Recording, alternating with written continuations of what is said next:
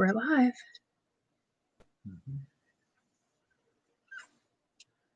Hey everybody, it's Amanda. And Rick. And it's time for our late evening Bible study. Early morning. Something like that. All right. It's early for tomorrow. And let me try to get this link here. And that way everybody can know we're live. There we are. These days. Hi, Pam. This is like a big time deal. It's a big time deal now. I know, but you know what I mean. We'll have somebody off to the side that does this. That will do the links. You'll have a linker one day. Your private linker. Oh my, that's silly. We're finishing up chapter 43 tonight. Finishing up chapter 43. But you know what? These chapters, they're wonderful, but it still kind of leaves us in kind of a cliffhanging kind of deal. For a little while. I put the cliffhanger thing in the group. Did you see it? Yeah. No, go ahead. Let her rip. No, nobody's offended. You're fine. Mm-hmm.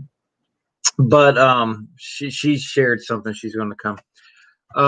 It's funny. For a while, when we were going over these chapters, you probably noticed it. They ended nice and neat. Yeah, one little story was going on, some drama or something, and then we come to the end of the chapter. Boom, it's done. Next chapter, we're on to something else. But this thing with Joseph, it's just been going on and on and on and on. But I really like Joseph. I've never gone through it like this. Mm-hmm. I've always gone through it either through reading it. I went through it like CDs. Yes, I've heard sermons on it and stuff. But not like the whole thing. I've never had to go verse by verse and talk about it. This is the first time I've ever had to do that. But it actually is very it's doing a lot for me and making me think about it. 1,500, not 15K, Shauna, but I appreciate the vote of confidence. I'll have an assistant. I look forward to the day. Oh, she's gonna have a linker. What would you call him? A linker, right? Like a mod. All right. Let's see. Being modest. Oh. Let's see about that. Okay. I am getting ready to roll? I've not sneezed all day. I'm perfectly healthy. I've been doing great. And then the second I get alive, you haven't sat by me yet. You're allergic to me. Allergy. K stands for 1,000. So it actually is 1,500, like 1500. K is 3 zeros. It's so confusing sometimes when you do the letters and the numbers and everything. It just is confusing. But I didn't want anybody to think that all of a sudden we'd blown up. No. Anyway, that you're allergic to him. Uh-huh. She tells Jorge all the time. Oh man. And I've said this. I've said it in the last couple nights, and I'm gonna say it again. This channel actually is growing pretty fast for a ministry channel, and God's doing that. Obviously, I don't take any credit for it whatsoever, but it is very true though. Ministry channels don't really grow that fast. Wow, you really. Said he makes you yawn and sneeze, and I saw yawn and I started yawning. Something. Well, at least you elicit a reaction. Classic. You're not boring. Yeah. Anyway. I don't want to say anything else. I'm either going to make you sneeze or yawn or something. We'll see how it goes. But anyway. Oh my. All right. So we are talking about the story of Joseph. Loads of cliffhangers here. There's going to be another one tonight. You got a yawn? Eventually. Are you mocking me? No. You're lucky we're on live event. Only a fool. Only an absolute fool would mock you. It's not a good idea. I know. Anyway, I'm sorry. Oh, I've said on this I live got- event many times that got- I'm a good forgiver, and you trying to push it. I just got cocky for a minute. I'm sorry. I'm humble again. I'm back to my position. Oh man. Okay. So yesterday, let's get back to the God's word before this gets ugly. Yesterday we were talking about Joseph, and actually we were kind of talking about Jacob, because Joseph had required his brothers, if they were going to come back and get more grain, then they had to bring their brother Benjamin. And so they had gone home and they'd had money in their sack that they were supposed to have given to them for the grain. They found it in their sack and they were scared that people were going to think they stole it or something. And so they get home with their dad and they're like, Dad, we've got to bring Benjamin back. He's got Simeon. And his dad at first says, nope, you ain't bringing it back. Joseph's gone, now Simeon's gone, and I'm not losing Benjamin too. But eventually they run out of grain, and he's like, fine, I guess I'm gonna have to send Benjamin. Actually, at first he tells them to go get the grain, and they're like, Dad, we can't. We told you we got to have Benjamin. He's like, fine. And Judah says that he will be the one to stand, for Benjamin. Sorry. He looked at me. Anyway. So I'm keeping my hands up here. I'm not grabbing his knee. So anyway, so they're going to take Benjamin, and their father says, now, if you're going to take him, I want you to take some honey. I want you to take some spices. I want you to take some almonds, nuts, myrrh, everything that we've got that's worth anything. Take it with you. Take the money that you owe them. Take double money for payment. Like, he's trying to really load them up and send them. So they actually go down to Egypt and stand before Joseph. And that is where we left off. So we're starting in verse 16 of chapter 43, and we're going to finish chapter 43 today. And it's not even 20 verses. It's not long at all. So we're going to read that, and then we are going to talk about it. So are you ready? Yes, ma'am. All right. We're starting in verse 16 of Genesis 43. It says, and when Joseph saw Benjamin with them, he said to the ruler of his house, bring these men home and slay and make ready, for these men shall dine with me at noon. And the man did as Joseph bade. And the man brought the men into Joseph's house. And the men were afraid because they were brought into Joseph's house. And they said, because of the money that was returned in our sacks at the first time are we bought in, that he may seek occasion against us and fall upon us and take us for bondmen and our asses. And they came near to the steward of Joseph's house, and they communed with him at the door of the house and said, oh, sir, we came indeed down at the first time to buy food. And it came to pass when we came to the inn that we opened our sacks, and behold, every man's money was in the mouth of the sack, our money in full weight, and we've bought it again in our hand. And other money we have bought down in our hands to buy food. We cannot tell who put our money in our sacks. And he said, peace be to you. Fear not.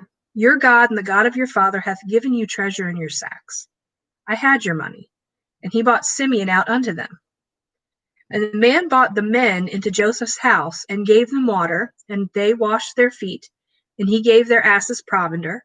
And they made ready the present against Joseph came at noon, for they heard that they should eat bread there. And when Joseph came home, they brought him the present which was in their hand into the house, and bowed themselves to him to the earth. And he asked them of their welfare, and said, is your father well, the old man of whom ye spake? Is he yet alive? And they answered, thy servant our father is in good health. He is yet alive. And they bowed down their heads and made obeisance. Obeisance, something like that. And he lifted up his eyes and saw his brother Benjamin, his mother's son, and said, is this your younger brother of whom ye spake unto me? And he said, God be gracious unto thee, my son. And Joseph made haste, for his bowels did yearn upon his brother, and he sought where to weep. And he entered into his chamber and wept there. And he washed his face and went out and refrained himself and said, set on bread, and they set on for him by himself, and for them by themselves, and for the Egyptians which did eat with him by themselves, because the Egyptians might not eat bread with the Hebrews, for that is an abomination unto the Egyptians. And they sat before him, the firstborn according to his birthright, and the the youngest according to his youth. And the men marveled at one at another. And he took and set messes unto them from before him. But Benjamin's mess was 5 times as much as any of theirs, and they drank and were merry with him. And that's all we're going to talk about tonight. And I'm going to go blow my nose. I keep sniffling. I'll be right back. Okay. So you follow what's going on. This is actually, I think, although still incomplete, it doesn't tell the whole tale. The brothers still don't know who they're dealing with when they're talking to Joseph, but it still leaves off really a nice spot. They're all eating and they're having a fellowship, even though they don't know who they're fellowshipping with exactly. But this little portion of scripture, we've read some in the last weeks or so that have been kind of, you talk about family drama and such. And even this, Joseph with his brothers, I mean, throwing him in the pit and all when he's 17 years old. The tale of Joseph begins rough. And we Joseph's in Potiphar's house, and then he's in jail, and then all this stuff happens. But then we get to this point, and, from a human standpoint, but actually God did it. Joseph's on top of the mountain. The Lord has blessed Joseph, kept him safe, provided for him, now given him this place of authority. And now he's able he is trying to be a blessing to his brothers, even though they don't know who it is. This is just a really nice portion, I think. And you really get to see more of the character of Joseph. That's why I said, I think when we first started this, that Joseph's one of the most positive characters in the Bible. There's a lot of men in the Bible. You hear all these things that they did, and women too, bad things, this, that, and the other. Even people that God used, is still things that they did that were really not good. But Joseph, for the most part, it's just all positive. I mean, Joseph was just, he was a well-rounded guy who knew the Lord and really sought to do right. And the poor guy. I mean, he's old now and he's in charge, and he can't get through an hour without weeping. I mean, you can see the baggage that he has carried all these years. He keeps asking about the old man, his father. I mean, he's not saying his dad okay. He's trying to be cool about it right now. He says, the old man that you speak of, how's he doing? He wants to know how his dad's doing. That's how Ricky talks about you. Does he say that? Yeah, Ma, like your brother or his how's brother he or doing? sister. He's an old man. How's he doing? Go in, old man. Oh man. Okay, but anyway, that's my introduction. I don't want to get bogged down. Verse 16, and when Joseph saw Benjamin with them, he said to the ruler of his house, bring these men home and slay or slaughter an animal, and make ready. He wants to prepare a meal, a feast for them. At noon. Yes. For these men shall dine with me at noon. You follow? They're thinking, we're going to Egypt. We still have the money that we were supposed to give them for the grain last time. They're going to kill us. Everybody's worried about death right now. Death or prison or death. They're thinking this is going to be bad. But they're putting themselves out there like this because they have their poor brother Simeon in jail. They're starving. They're in the midst of a famine. And isn't that something though? They go to Egypt with hungry bellies, starving because it's in the midst of a famine. Okay, and now there's Joseph who prepares a big feast for them. And isn't that something? I just think of that. That's how God is with us. Sometimes when you're in this world, you can be starving for something spiritually. You can be starving for something physically. and you think, man, is it ever coming? You know, and God always has something good for us. Every night we go through these Bible lessons. You know, some nights we have these old portions of scripture, and I'm like, I don't know what we're talking about tonight. How are we going to apply that to life? Or go through these genealogies and stuff and all. We always do. The Lord always has a feast for us. You know, you get through your whole day, you feel hungry, spiritually speaking, you need something. Boom. Go ahead. You got something to say. I do. I see you with the puffy lips. So Go ahead, please. if you made me forget what I was going to say, I just literally cannot. Oh, that's what I was going to say. They did not know that he was making a feast. Oh no, not yet. They just not yet. They were just taken to a room. But they're getting ready to know. I know because right up here they talk to the servant, and they still think they're going to die. So, but you can imagine, it's like if you went to the border. So, like, we've heard a lot of stories of people. Not too long ago, a couple years ago, I went up to Michigan to see M.I. Gardner, and the exit to get off to see M.I. Gardner is the very last exit in Michigan before you hit Canada. And there's like a million signs right before you, like, this is the last exit, turn here.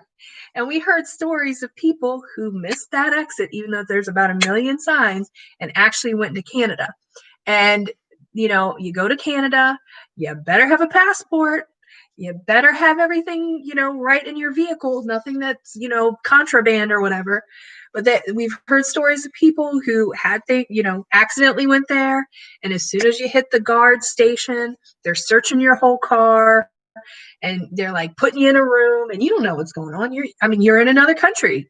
You're a foreigner. You have no rights there except for what they, you know, allow you to have. And you can imagine if you got yourself to the place where you were standing at the border of this country and you're with officials from that country and they put you in a room, the first thing you're thinking is, oh no, this is going to be terrible. I'm going to jail for 40 years. Even if you hadn't done anything wrong, you know, even if it was a complete accident, it would like scare the life out of you. And you can imagine how they, especially considering they knew that there had been kind of a misunderstanding. And even though it wasn't their fault, they know how it looked. And they were like freaking out. Yeah. Freaking out. So even though it was meant to be good, they have literally no concept of what is going on. And they are like trying to communicate with anyone, as we would be. Because like if there was an officer there standing with us, we'd be like, it was an accident. It was an accident we got here. and you would just be trying to explain, and that's what they're doing. I'm not even going to suggest that it's the same thing, but it does kind of go along the same kind of thought when you think about it. The Bible says to abstain from all appearance of evil. Now, these men, they didn't know what was happening. It just, all of a sudden the money was there, kind of thing, when they got home in their stuff, in their luggage, I guess. But there are things that we can control. And things that we can control, the idea is that we don't want to hurt our testimony. Not because we want to seem great, but like I say, we want people to know that we serve someone great. We want the attention on God, and we don't want to bring bad attention to God. We want to give God good glory. You know, you know what I mean? We want to give him honor, not bad press. Look at God's people. They're doing shady things again. That kind of thing, you know. So that's why we should live to a higher standard, because we're serving a holy God. So we want to abstain from all appearance of evil. We don't want to do anything that even suggests that we're doing something wrong, kind of thing. But sometimes, like here, sometimes things come up and you seem like you're doing wrong, even though you're really not. And then you kind of get, you know, you just don't know what to say. It's happened to me. It's happened to my wife, I'm sure. It's happened to all of us, where we're doing right, we're trying to do right, but something comes up and it just looks like we're just doing wrong. And it's just like, and then you got to backtrack. And it does get kind of harsh. So I can imagine that the brothers are kind of like, in a way, freaking out here. I don't think they're worried about their testimony, how they look, to the family or to the nation or the Egyptians and all, but they are worried for their lives. Also, I think there's a really good parallel here between these situations that the brothers are going through and the things that Joseph went through. Mm-hmm. Because first of all, you have Simeon, who was captured and held for a long time, like Joseph was originally captured and held, right? Placed in a pit, so to speak. But then this situation where they would have been, in essence, unjust, like it wasn't their fault, but they would have been in their minds unjustly accused of something. Mm-hmm. Very similar to Joseph, who was unjustly accused with Potiphar's wife. He hadn't done anything wrong and he had to endure that. So they're just getting a little taste of some of the things that Joseph has endured over the years. And it's terrifying to them. Absolutely terrifying to them. They can't handle it. And yet they didn't even think about it when they were in this situation, when they were putting their brother in this situation. Mm-hmm. They didn't even care. But here they are going through it just a little tiny taste of the fear that he had. And they can't handle it. So I talked to Val today, actually. She emailed me and I emailed her. She's fine. I hope she shows up, but she might just be asleep. I don't want to make too much more about it because we got to go on. Mm-hmm. But in the verse where it talked about that he was, bring them into his house, slay the animal, mm-hmm. eat, make a feast ready. I was thinking that these folks, these men, the brothers, did Joseph wrong. Joseph's response to it now is that, you know what, bring them to my home. I want to feed them. I want to treat them right.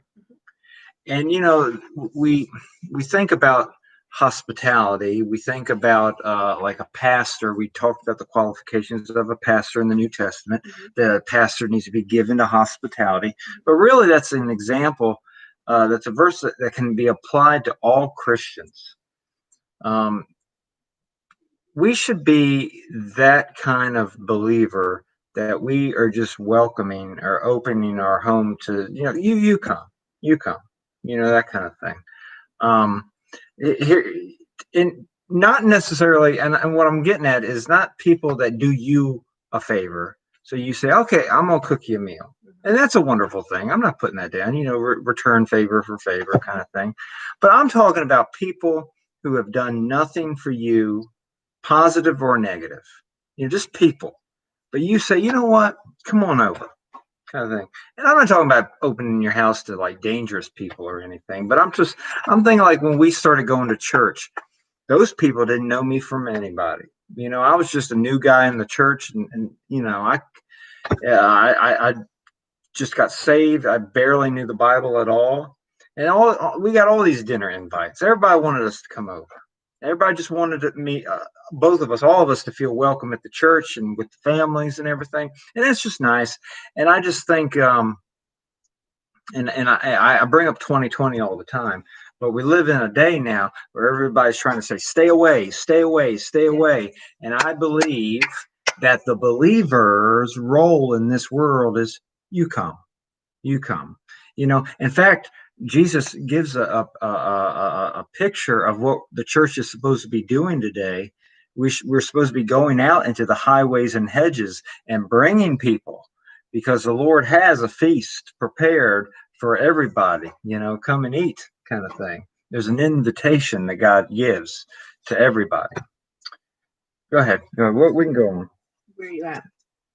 Verse 16, verse first. Oh, well, I mean, we kind of talked about the other verses, so I didn't know at what point you actually left off. No, you're fine. The meal, he orders it to be done. The man goes to Joseph's house to do it. The brothers, like you said, they're worried about it. They're trying to explain the money was there. We didn't mean to do wrong. It was there. In fact, we have extra money to buy grain this time, and then to rebuy, I guess, the grain that we've already used. Yeah, since And do you have anything? Are you going to 23? Yeah, go ahead. Yes. Because 23 is what the steward says in reply to them, which of course is significant. And they're freaking out, and he says, "So you understand? They're not going to Joseph here. They went to a steward. They went to a guy a servant in Joseph's house, and they're trying to. Psst, psst, psst, psst. This is what's going on. That kind of thing. I don't know if they were whispering, but they're. I would be whispering. I mean, if this is life and death, if I think somebody's getting ready to the head off, I mean, like, what? Definitely wouldn't be whispering. This is what happened. Okay, we needed some grain. We paid for the grain. I think they understand. The money was still there, and then the steward's response was, more or less, we had your money. We had the money. What he says is, we had the money, but if the money was there, what does he say? I'm going to quote exactly what he says. It's not about the money at first. And I think that's the important part of what he says. He says, "Peace be to you, fear not. Your God and the God of your father hath given you treasure in your sacks. I had your money." Yep, that's what I was talking about. Yes, I know. They had the money. But it wasn't about the money at first. I know, but he acknowledges that the money the transfer was made. But if the money went back into their sacks, it hadn't been God. What are you doing? I'm scrolling. But it's interesting, we point out when it's a believer or a non-believer. And this one says, "Peace be to you, fear not." And I believe he's being serious. He's not being threatening or aggressive toward the brothers at all. But, the idea that I get out of it, true or false, you can disagree or agree. It's up to you. Your God and the God of your father hath given you treasure in your sacks. I'll be honest with you. A person who doesn't know the Lord, a lost man, says, "Your God."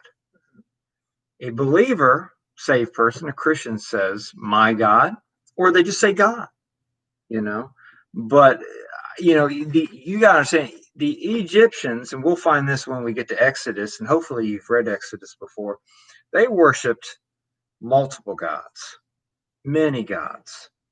So, here are these Hebrews coming in. He says, "You know what? The God of your fathers, your specific God, has blessed you. He's put money in your sacks," kind of thing. He's not acknowledging that he knows God, but he's saying, "Your God," that kind of thing. And the only point that I make out of that is when I talk to people nowadays, even people that have a general sense of spiritual things, you always get a clue on what people really believe and about the Bible and about God with the way they talk. If they don't talk, if they don't even mention Jesus Christ, it's a warning goes up in my mind. They don't know the Lord. But if they do mention Jesus, and it's very general. I mean, I don't know. I can't really give you an example off the top of my head, but maybe you know what I'm talking about. You, as a believer, have talked to somebody else about Jesus, and they may say the right words, but when they talk, you think they don't really know him. They talk about him like it's not a personal relationship. You understand what salvation is. Some people kind of know the talk. Yeah, they may have the vocabulary, but there's a difference. This is the South, and there's a lot of people down here who know the vocab, and they can pretend like you would think they were the most spiritual person on earth. Yeah. But if you actually talk to them for a minute, they literally know nothing about the Bible. Yeah. Nothing about it. You can talk about Jesus Christ as a historical figure, and you can know some facts, and you can talk about the Gospels, and you can quote some verses. But that's different than a true believer who says, what a friend we have in Jesus. You know what I mean? And I'm not trying to make it like an emotional thing, but I'm saying when you know Christ, you know him. I mean, period. It's like I know my wife, I know my kids, I know the people I work with. I know the Lord. And it's not prideful to say that. When you get saved, it's a personal relationship with God that you have. I have a personal relationship with Jesus Christ. It happened when I trusted him over a dozen years ago. Okay.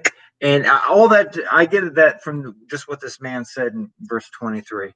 To say your God, blessed you, kind of thing, is different than saying our God blessed you. This man doesn't have any idea who God is. And sometimes I barely believe the brothers do. But go ahead. But they're going to learn it now. Yeah. Ella said, do you think the steward knew they were Joseph's brothers? I don't think so. But, the Bible doesn't say. No, but I tend to think that when you read Joseph here, weeping constantly, going away into like a room by himself and all this kind of stuff, you can see that Joseph's mind and heart was doing flip-flops. And I think he was. Sure he knew something was up. Yeah, but like it said of Mary, I think in the New Testament, where it says that she pondered these things in her heart or whatever. I think he was pondering. I think they were more or less. I think the people in Joseph's house were like, "What's going on? Why does he invite these Hebrews in?" Because it says right here in this portion, we'll get there in a second, that the Egyptians didn't like the Hebrews. So here you have the second in command inviting in this band of brothers, these Hebrews that no one likes, and he's making a big feast for them at lunchtime. What's this? What's this all about? That kind of thing. So to me, they probably have more questions than answers at this point. But I don't know that they would necessarily put the two of them together, because he is the second in command of the entire country. They're probably scared to ask those questions. Exactly. They're like, whatever Joseph wants, The steward could have been a confidant, but generally speaking, he's the second in command of the whole country, and he would not probably have had a close relation. And even as we read later, he doesn't eat with them. Joseph eats by himself.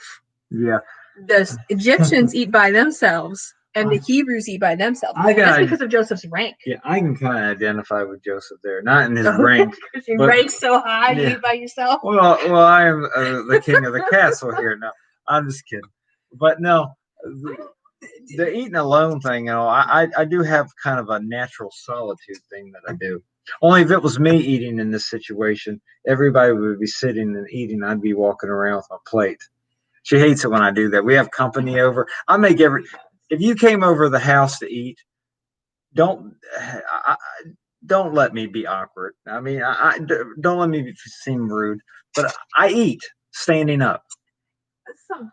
Yeah, company. I'll sit down, but sometimes I'll force myself to sit down. But when I'm by myself, he is hoity-toity. When I'm by myself, if they're out, I come home on lunch. I don't sit and eat. I get my plate, I get my fork, and I kind of walk around the kitchen while my coffee brews, and I eat, and kind of pace back and forth.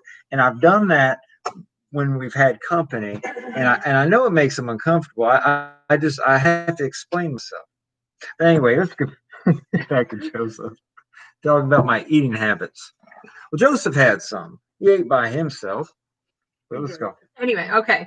So we were talking about what he said, and then he brought Simeon to them, which you've got to, remember that would be a tremendous comfort to them. Comfort and comfort, yes, and a, kind of an assurance that what's going on right now is probably going to be a good thing. Maybe they're still a little nervous. Maybe their palms are still sweaty, but they have to be a little bit at ease, because the last time they saw Simeon, remember, it was when he was being bound before their eyes.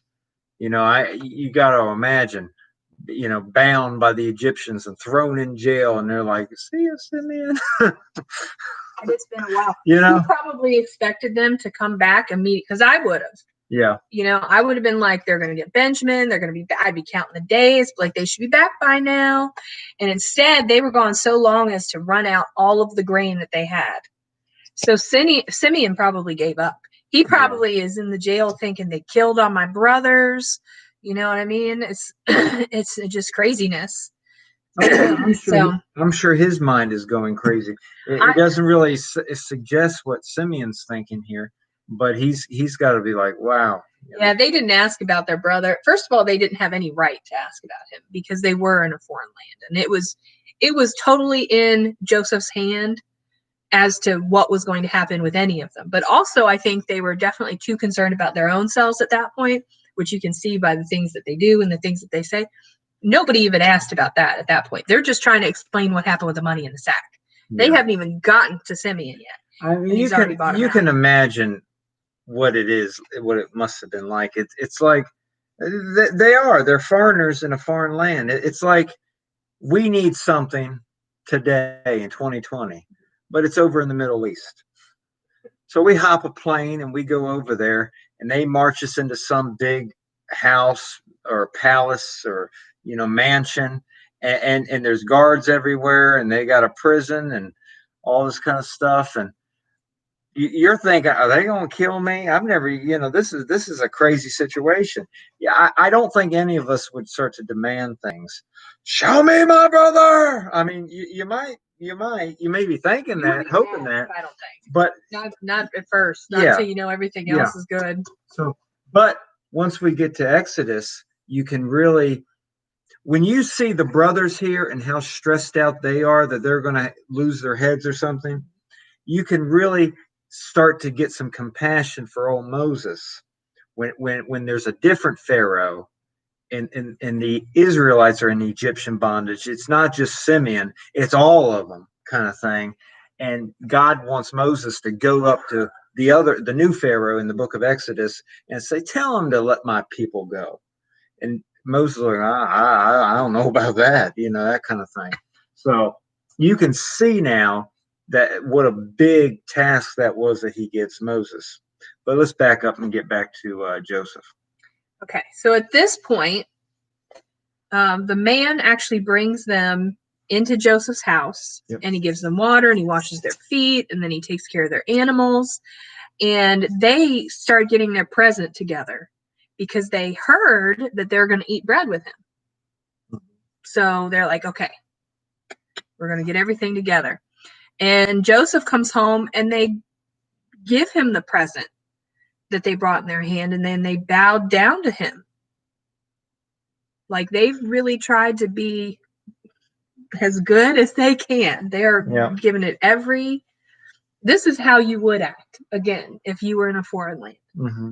And you were really you were concerned about how you were going to get out of there. You wanted to make sure all of your family got in there well. You would be like, everybody'd be essentially bowing down and giving gifts and doing everything you could to be nice. And so far, everything seems to be okay. And he asked them of their welfare. I mean, yeah, Joseph could have said anything at that point. Yeah, but you understand. I mean, they're still fearful. Yeah. And he's like, how you doing? Yeah, y'all doing okay? Yeah. Got everything you need? How's your dad? Yeah, that's also a telltale. Because you know what? And I don't even know if that's what they're thinking, not at right now or not. But he sent them the first time, bring back Benjamin. Now he's asking about the dad. Are we going to another time to go get dad? That kind of thing, But I don't think Joseph is really just casual in all this. I think he is, and you can tell by all of the decisions that he's made so far. I really think it's all calculated. I really think he's trying to figure out, have they matured? Is the situation better? I agree 100%. When this whole thing began and he thought they were spies and such, I honestly believe that he was a little stressed out about these folks.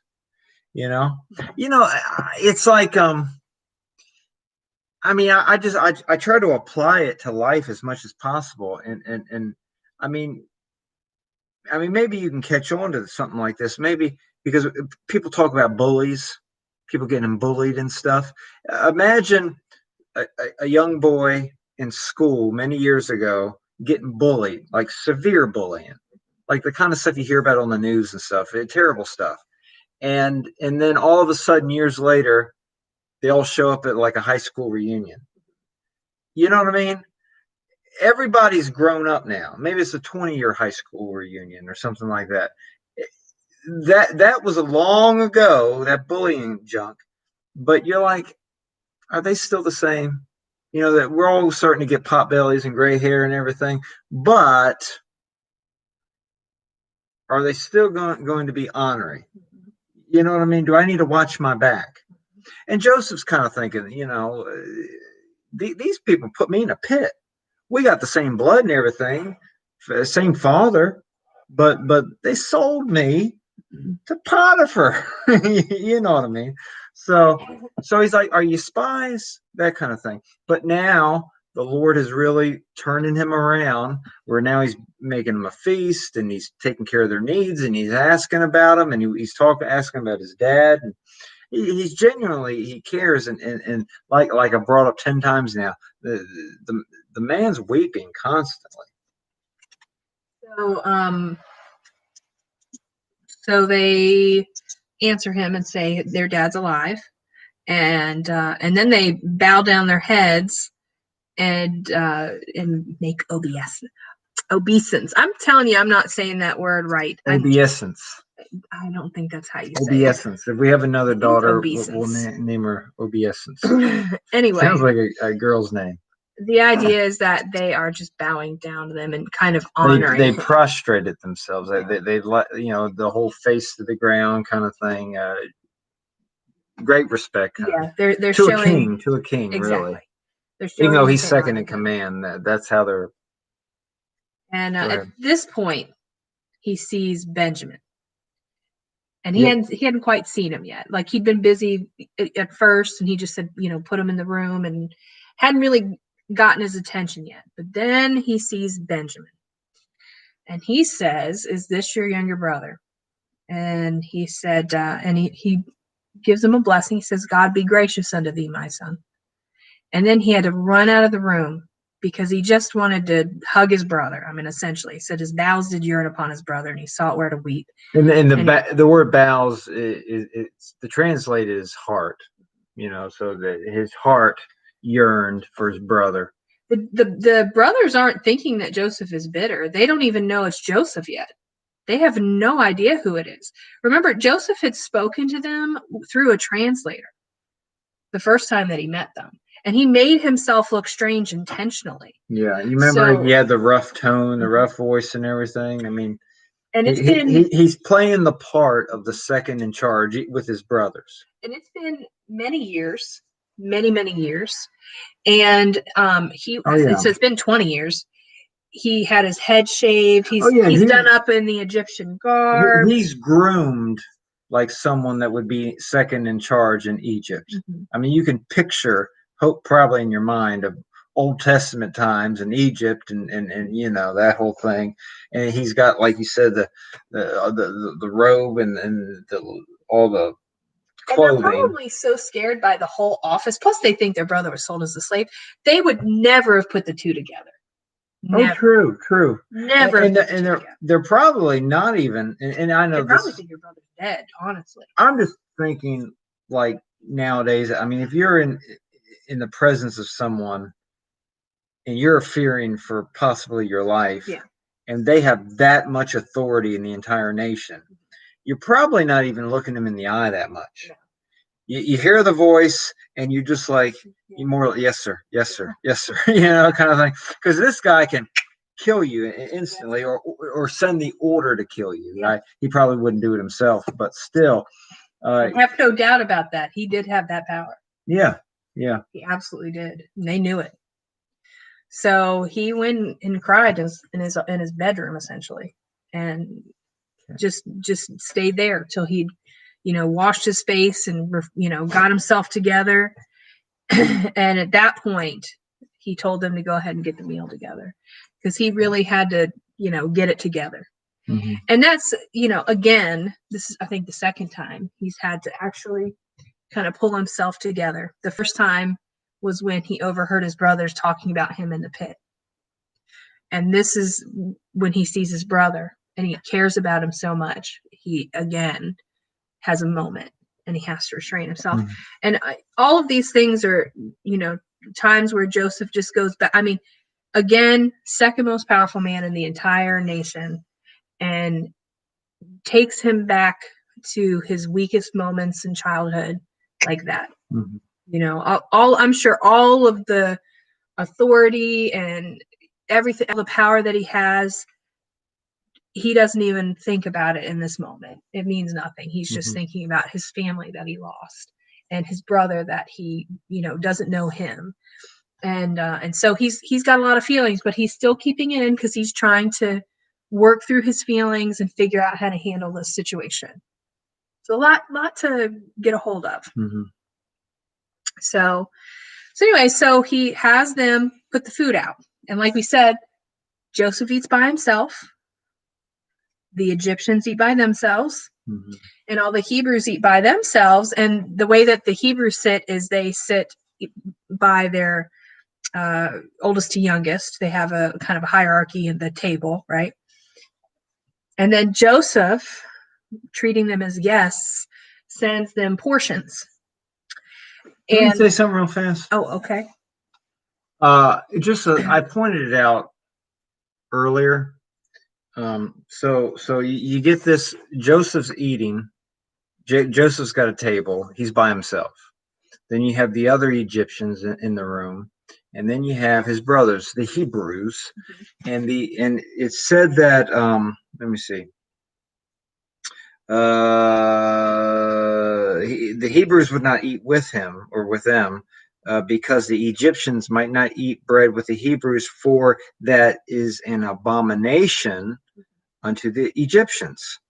In other words, the Egyptians looked down on them. They were essentially enemies. And I just thought of Psalm 23. And I never thought of the psalm for this reason. I never thought of it either, but now that you say it, it makes sense. The Lord is my shepherd, I shall not want. Psalm 23, Psalm 23. But it's that verse. You know which one? Verse 5. Table before me in the presence of mine enemies. Thou preparest a table before me in the presence of mine enemies. Thou anointest my head with oil, my cup runneth over. Enemies. They're in the room with their enemies, essentially. And Joseph prepares them a table and sits them right there, kind of thing. And really, and that's how God, as our good shepherd, takes care of us. There's enemies everywhere. Yet, yes, go ahead. I thought of it as Joseph. God prepared him the table in the presence of his enemies, which were his brothers. Yeah. And Joseph was the one who had everything. Well, that's another application for it. So, yeah, but so I see what you're saying. Everybody is an enemy to someone else in the room. But I saw it as the brothers. Ultimately, those are the ones who are God's people he took care of. Mm-hmm. It works both ways. Yeah. So, I mean, essentially, and did you just say this? I'm not sure if you said it or not. But Joseph, really, in all seriousness, is an enemy to the Egyptians. But he's not now, but he really was, because he is with his brothers, essentially. He's a Hebrew, only because the Lord helped him or used him to interpret the dreams of the Pharaoh, and the Pharaoh said, "You're the man we want for this whole famine thing." So he was promoted, and the Bible does teach that the Lord is the one that promotes people. And so anyway, so keep in mind that Joseph himself sits there as an enemy, only that enemy thing status has been taken aside, and now he has authority. But again, that same verse, Psalm 23, verse 5, God prepares you a table, in the midst of your enemies there, that kind of thing. Ellis said, could he have feared their reaction if they figured out who he was? I think Joseph probably had a lot of emotions. I don't think that they would have figured out who he was, but like Rick is this kind of person. He worries about everything. And I think sometimes you worry about things that aren't ever going to happen, but it's just, you've got like a list of, you're checking everything off. Yeah. Every possibility. Yeah. And Joseph I know this is not a side issue, but I bring up patience a lot because that's something that I struggle with. I'm not really the type of person to be nervous when something is happening. I'm the type of guy who gets fidgety waiting for something. I'm not a good waiter. Yes. If I want to get it done and get it over with, I don't like that kind of thing. I feel like I had to say that. So I think Joseph is, being that he's the type of person who handles things. Yeah. He might be checking possibilities off in his mind. So it could have been one of the things he was worried about, but it wasn't a realistic worry. I don't think. I think it was just one of those things he might have had on his mind, but I don't think I think they would have never figured it out if he hadn't have said anything. But anyway, so they sat at their table, and then at the end, Joseph sends portions to everyone. And that's what his, duty is, essentially, is the person whose house it was, and he's being hospitable and he's taking care of everyone. But he gives Benjamin a portion that's 5 times as much as anyone else, and that's to honor him. Mm-hmm. He specifically is honoring him in front of his brothers. But it says they drank and were merry with him. Everybody had a good time. So so I guess they're relaxed a little bit. They're not so worried that they're going to die at this point. They're thinking, okay, all right, he's honoring our brother. This is good. I think we're in good shape. And that's the cliffhanger we're leaving it on tonight. It's a positive cliffhanger, but a cliffhanger nonetheless. I've got 2 things to say. They're little. They're little. But up in verse 33, verse 33, he sits them. He seats them. Okay, sits them. He seats them. Okay, Joseph plays the part of an usher for a minute. Okay, and he's ushering them to their place of where they're going to sit. And he says, and he sat. And they sat before him, the firstborn according to his birthright, and the youngest according to his youth. And the men marveled one at another. And I, just the way it took me, and again, I'll say you can disagree or agree with it. Is he knew their ages. They still don't know him other than he's second in charge. But he knows them, and he knows who's older, and he knows who's younger, and he knows the order, and he sits them according to their age. And they marvel, like, this guy knows us, kind of thing. To me, number one, if my Columbo senses were clicking in, I would say that's a clue. This guy knows us. I mean, how's he know us according to our age? Well, I don't know that he set them down. Well, I mean, it says, and they sat before him. Yeah. The firstborn according to, and so that's how they sat it. That's not how I read it, but possibly.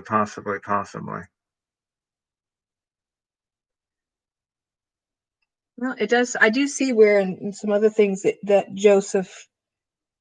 Yeah, you're right. I do see in the translation. Yeah, I'm just forgive me. No, you're right. Yeah, I seriously.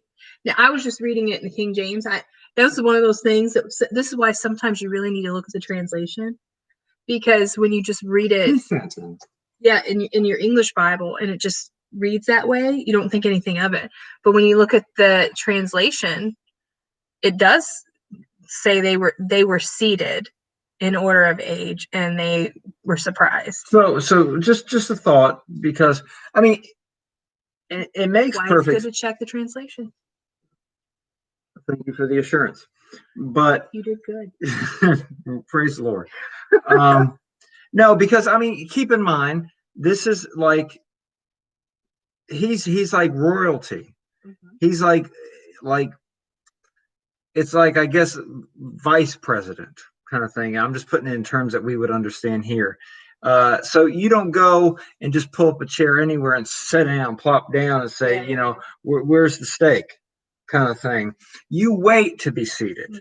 Have you ever been somewhere and it's been kind of fancy and it's been kind of an important thing? There's a lot of dignitary, there's a lot of people, important people in the room and stuff. You just don't sit anywhere. You wait to be seated. Mhm. Sometimes you go to like weddings or something, and sometimes they'll have like names, your name sitting at a table, and says, "Oh, our names, we sit here." Mhm. I think you wait to be seated. So the way I took it, and I'm glad you had me hanging there for a second. Well, when I read it just looked that way, but then when I saw the translation, I was like, oh, well, yeah, I see that. So you get, that's why verse 33 ends, and the men, the brothers, marveled one at another.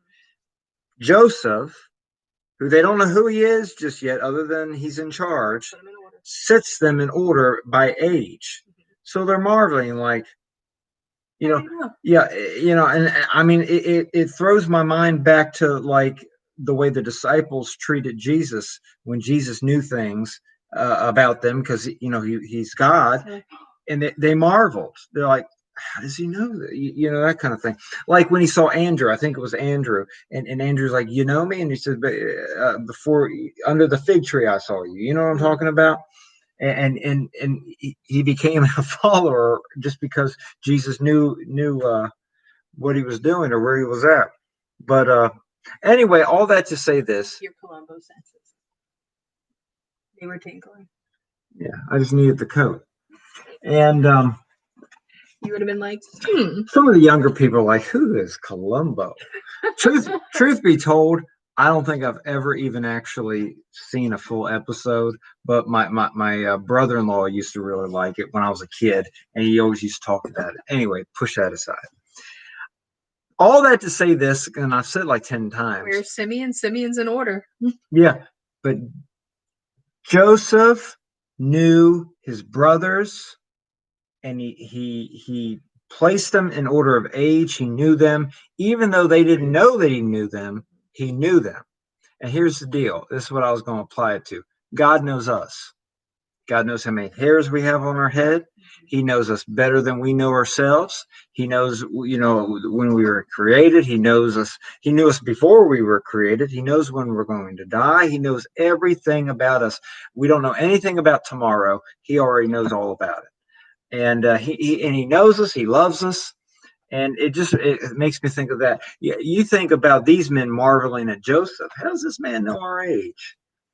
Can you imagine when you do die, or if you're raptured out of here and you stand before the Lord? It's going to happen one day.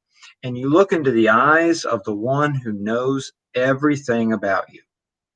Everything you've ever done, everything you've ever thought, every motive you've ever had. And I'm not even saying all the bad stuff, even all the good stuff. Everything. Like there's nothing hidden. He knows it all. Talk about marveling. So anyway, I just see a parallel there with Jesus.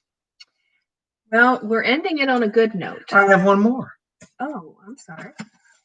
Truth be told, in my own defense, that thought would have been done in 2 minutes if you hadn't challenged it.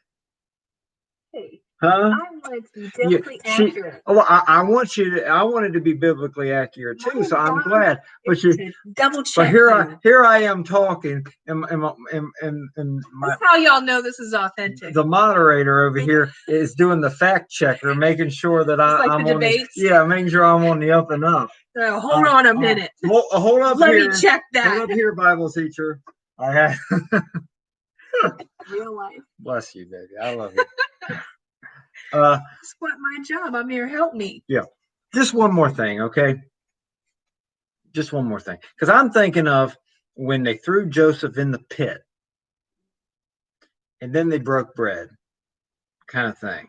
Yeah. That had to have been very hard for poor Joseph. And I'm not being funny. I'm being dead serious. It had to have been very hard for Joseph in the pit. They're up, above him eating bread and just, very casual about the whole thing. You skip down the road many years, and now here is Joseph, and he's not bitter.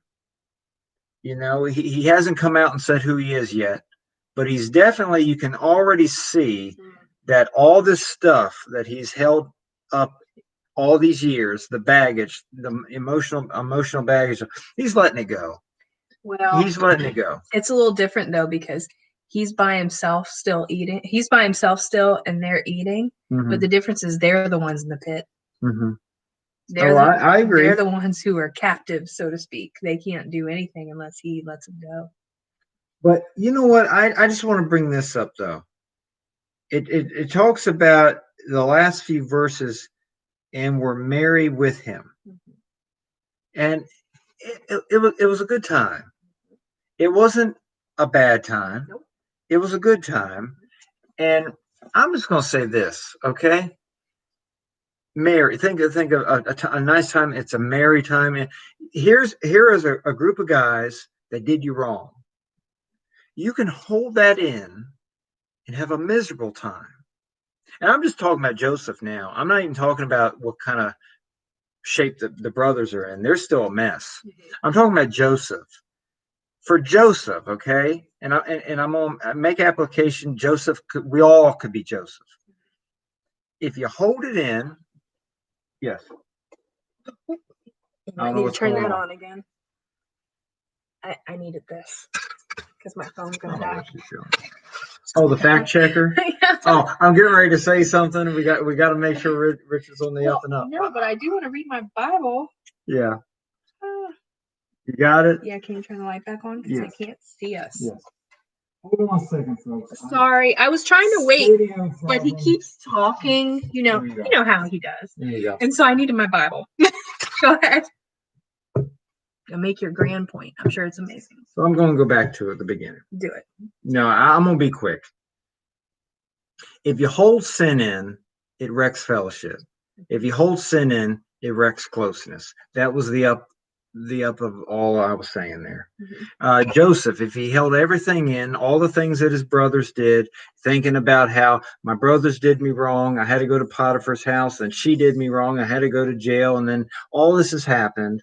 And yeah, I'm second in command, but you know what? I never even wanted to leave my home. This is nice, but I'd rather have been home. That's why I keep asking about my dad. I want to know if he's alive and everything, kind of thing. And if he had held all this in, there would be no mentioning of them being merry. My point is, you can hold bitterness in your heart and it literally make you sick. We'll one day maybe get to it in the Psalms. It talks about, is a Psalm of David, where it talks about when he was wrestling, when he was away from God and all, with the sin of Bathsheba and everything. And it talks about how during that time that his bones waxed old. I mean, that physically he became sick and aged because he just couldn't let go of sin. And I'm going to be honest with you. I think there's a lot of people who go through worry and anxiety and depression and sickness, and they age quicker than that is natural, because they've got a lot of baggage, a lot of sin in their life, and they won't deal with it. They won't let it go. They won't take it to the cross. They just plain, like I said, won't deal with it. So they cover it up. They try to swallow it or stuff it down and ignore it. And it just makes them spiritually sick and physically sick. And they cannot be merry. But Joseph, I'm not saying, he's totally right with his brothers here, but he's certainly not like spitting mad. He is getting to a really good point with them. And they're allowed to all be merry. And it's that joy that God does when there's no bitterness and anger and sin there. My whole point is this: let it go, and don't let the bitterness and the junk of life destroy you. Just let it go. So yes, I don't know that you were tilting your head. Well, I don't know that he was entirely, like, I'm certain he was forgiving them. His attitude, you are 100% right. and one that who's was my whole forgiveness. point. That was my whole point. But as we'll see tomorrow, he is not entirely ready to let them just, have free reign back in his life yet. Oh, I agree with you He's 100%. still kind of waiting and holding back to see how That's this is gonna why pan out. 5 minutes ago or so, I said that you can see it's starting to turn. It's starting, exactly. He's not the same Joseph he was at the beginning of this whole thing. He's moving right along, and the Lord is doing that. Yeah, he's having to work through a lot of stuff. Yeah. It's a lot. And he's doing a great job. He really is. You can tell he's given it over to the Lord. Mm-hmm. And that's why his attitude is such at the end of the book of Genesis, that he sees the Lord's hand in it and is so able to be completely forgiven. I just wrote down, if this was a sermon, it's not. But if it was, and we were given an invitation, I didn't have points, but I just wrote down and just thought, people, okay? If there are people out there, they've treated you badly, or maybe right now, currently, you're being treated badly. Just consider how God deals with us. God deals with us with mercy. He deals with us with grace. And, he doesn't, yes, he'll be our judge if we don't deal with our sin and come to the cross. But folks, when we do, he is joyful about extending mercy and extending grace. And he doesn't want that wall of separation. He wants closeness, right? And he wants us to be fellowshipping with other believers too. First John teaches that, chapter 1. So I just wrote down this: follow the example of Jesus, follow the example of Joseph, and just do good. Just do good to them. It doesn't even matter if you think they deserve it or not. Somebody may be treating you bad, treating you harsh, and folks, they don't deserve your kindness. Give them kindness anyway, not because they deserve it, but because God deserves it. You understand this? This world hated Jesus, wanted to crucify him, and did. And he created the world. The Bible says he came unto his own, and his own received him not. Okay? They're his people. He was their creator. He wanted to be their Messiah. And they cried out, crucify him. You follow? But he still said, forgive them, Father, for they know not what they do.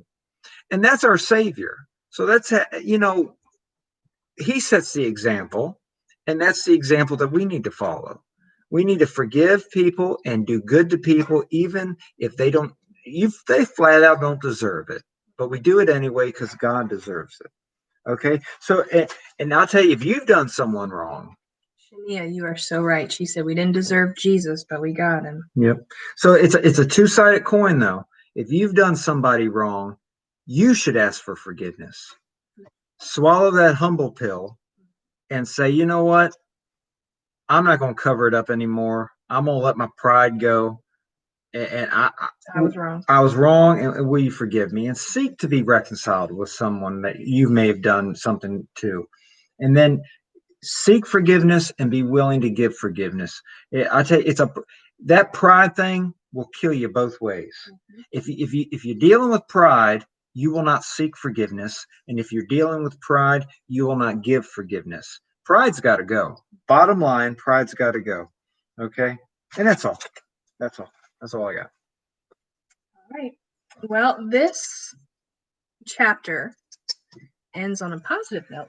They're together, they're having a good time, and they're getting ready to go back towards their home. So we're going to see what happens in Genesis 44, how that pans out.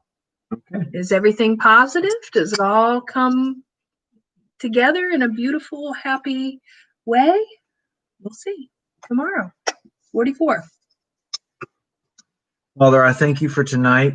And Lord, I thank you for the relationships that we have in life. And I pray that you will help all of us behave as we should, that folks that know you as personal Savior. You set the example, and I pray that we will behave with Christ-like love and compassion when we deal with other believers and our family members and friends. I do pray that if any of us are needing forgiveness, that we will ask for forgiveness and truly do business with you and with the people that we've wronged. And I pray that we'll also be a people that follow your example and are willing to give forgiveness, and that we do, and that we just let things go and put it under the blood.